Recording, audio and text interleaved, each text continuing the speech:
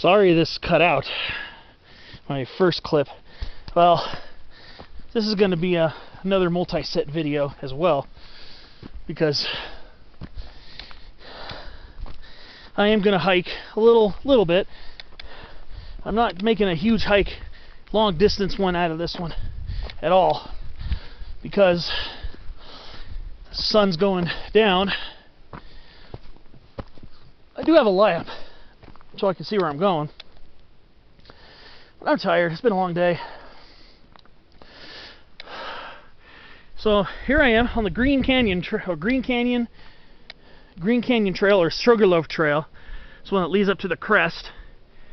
And we got a nice, huge Jeffrey pine right here. Pinus Jeffrey, absolutely stunningly beautiful tree right here. I needed a conifer fix today too, but I also came up here to see fall color, which is a big reason why I'm here. And I'm seeing it. Not that far out of the city of San Bernardino, Los Angeles, Anaheim. And here I am, maybe about an hour to an hour and a half from a lot of those cities. And I'm here in a autumn woodland. Well, it's predominantly conifer forest, as you see, Jeffrey pine and white fir. But being near where there's spring water and a canyon drainage, you also get the added benefit of deciduous trees and shrubs.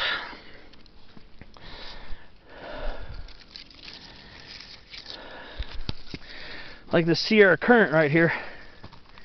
Beautiful Sierra currant.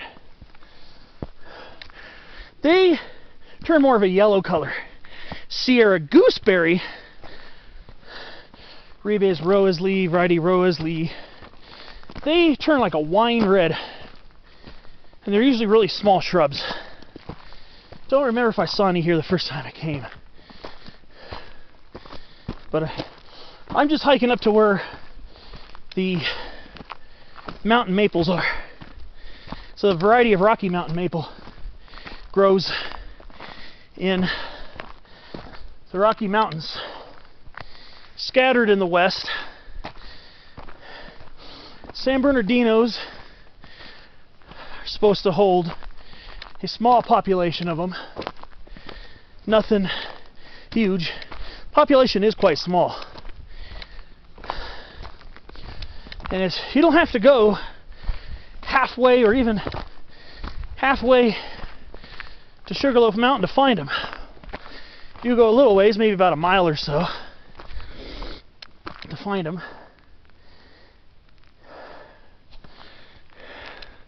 But not only you get those, but you also get these beautiful willows, roses, little fleabanes down here with their beautiful purplish flowers. Makes the autumn scene here all that much prettier. We're in a nice grove of Jeffrey pines here. Very nice. Once you get up about another mile or two, you're going to start running into your first lodgepole pines. Maybe about a mile and a half up. Pinus contorta subspecies Murrayana. So start seeing your Sierra lodgepole pines pretty soon. Alright. Well, it was much shorter than I thought to get here. This is a Rocky Mountain maple. Acer glabrum variety of diffusum. I'm surprised they haven't started changing color yet. But this is the mountain maple right here. This is a species very rare here in Southern California. Extremely rare. And like the name suggests, it's a true maple. It really is a maple. It's the size of a Japanese maple, the ones in cultivation, but it's in a very different group of maples. But as you see here, the leaves are maple shaped, but they're tiny. The leaves are very small, lobed, palmately lobed, just like your typical maple, like your sugar maples back east, or your big leaf maples out here.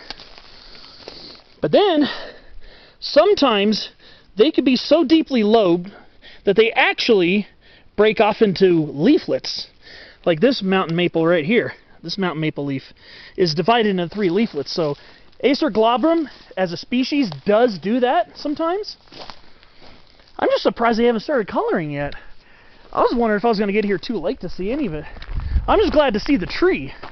But that's our first specimen right there. I know there are a few more specimens as we go up the hill. Maybe I missed that one the first time I was here. But as you can see, it's very small. It's more of a shrub than a tree. And that's not atypical of Acer glabrum.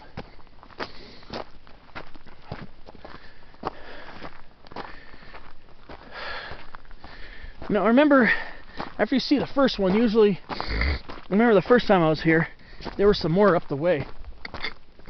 Excuse me.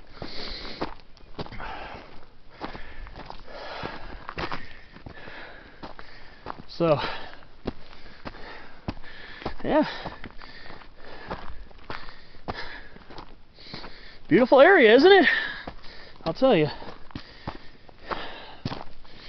Here's a willow, quite frequently found here in the San Bernardino Mountains. It's a scoular willow, Salix scalariana. Leaves are kind of spoon-shaped, small to medium size, very similar to an arroyo willow, Salix lasiolipus. Very similar, except the leaves tend to be a little bit broader before you get to the tip there. And here we got greenleaf manzanita, Arctostaphylos patula, common higher elevation manzanita. So, yeah, the Green Canyon Trail has a lot of diversity. That's why when I came up here the first time, I wanted to have my cake and eat it too. I wanted to see the mountain maples where they were reported, and B, hike a mountain peak. So I did that the first time. I ain't going that far today, believe me. And here's another species common in this area. This one is Utah serviceberry. And again, it's changing its colors for the fall. This is Amelanchier utahensis. Pretty common here, especially on the slightly drier side of the mountains. They seem to be more common here. This one's a pretty decent sized thicket. You can see it has gray bark.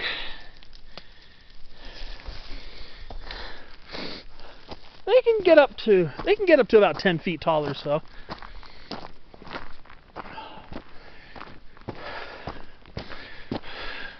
So just remember, Green Canyon, Sugarloaf Trail. You access it from Highway 38. The road intersects it. It's called 2N93. If you're coming from Big Bear, you're going to turn right. If you're coming from Redlands, you're going to turn left. Across the street, there's a street called Hatchery Road. Hatchery is opposite. It's on the opposite side of the street. Here we are. Here's another mountain maple. Again, small shrub, well, tall shrub. Maybe they don't change color too much here because it's in so much shade. Maybe. But again, look how small the leaves are. And this is what the bark of Acer glabrum diffusum is like. It's gray, lightly cracked. Even towards the base, it just starts getting a little more furrowed. Beautiful, beautiful plant. Like I said, this is very, very, very rare here in Southern California. I believe there might be a population in the San Jacinto Mountains. I'm not sure, don't quote me on that. I've tried to find it there, not knowing where to look, without any success. But it's not even a half a mile in, barely even a quarter of a mile in, I'm already seeing them. Okay, here we are. Here's one in seed. Perfect. Now, tell me this ain't a maple. Look at those seed keys. I'm just gonna try to get a view of it. Push back the leaves a little bit. Yep, the typical maple seed keys. They're called samaras. That's the fruit of the maple, so it bears the seed. So, just like any other maple, they're paired samaras. And there you have it. Now let's see what we got up here. I see another interesting species I really need to point out. Very important to me. Okay, here's another deciduous shrub. I see some more mountain maples over here. They're starting to kind of turn kind of a yellowish color. I know some varieties have been known to turn reddish. I was not knowing what to expect. But there's a whole population of them actually over here. Whole population of mountain maples. This right here is called false indigo, western false indigo. This is quite common here in the San Bernardinos. This is Amorpha californica, variety californica. There's another species that grows in lowlands and in riparian areas. That's Amorpha fruticosa, but it's more of a low elevation. Again, we're above 7,500 feet here. So this will be Amorpha californica, variety californica. So if you're in a lowland elevation, like I've seen them at Santiago Oaks Regional Park before the place burnt, there were Amorpha fruticosas there. But this one, like I said, is Amorpha californica, variety californica. Let's see. Here's another Acer glabrum variety diffusum, another mountain maple. Again, like I said before, it's a shrub. Multiple stems. It's a shrub as opposed to a full-blown tree. But very rare. I know I probably went off on a tangent when I started talking about the Amorpha californica. What I was trying to say earlier is they are very rare in Southern California. I told you about them possibly being in the San Jacintos and maybe a couple of spots here in the San Bernardinos, but another population may exist within the Mojave National Preserve. I'm not sure if it's in the Kingston Range, the New York Mountains, one of those mountain ranges. It might be the New York Mountains, or it might exist on higher elevation slopes that are high up above the withering influence of the desert, because it is in the middle of the Mojave Desert. So there might be a population of them there as well. And there are also a few scattered populations, I believe, in the Sierra Nevada. I haven't seen them over there. I've only seen them here. Then again, let's get you another nice view of the seed keys. They're kind of blended in with the foliage. But yeah, right here in the center of the frame, these are the seed keys, just like any other maple, paired seed keys. Maples used to be listed as being in the maple family, and some authorities still list them in the maple family, the Aceraceae.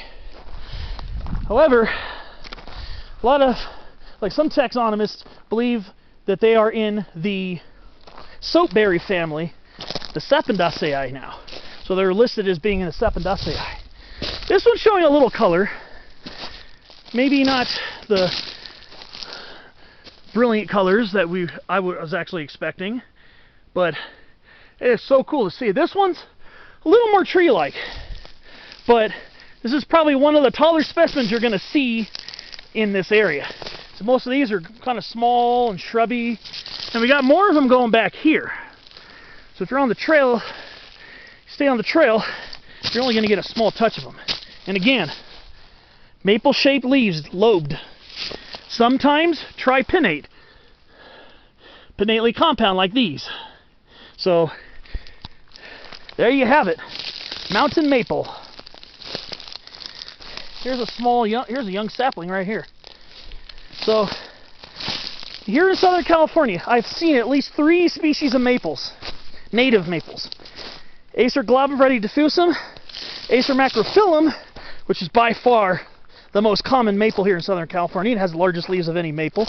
And Acer negundo subspecies californicum, which is the California box elder. So there you have it. Walk through Green Canyon.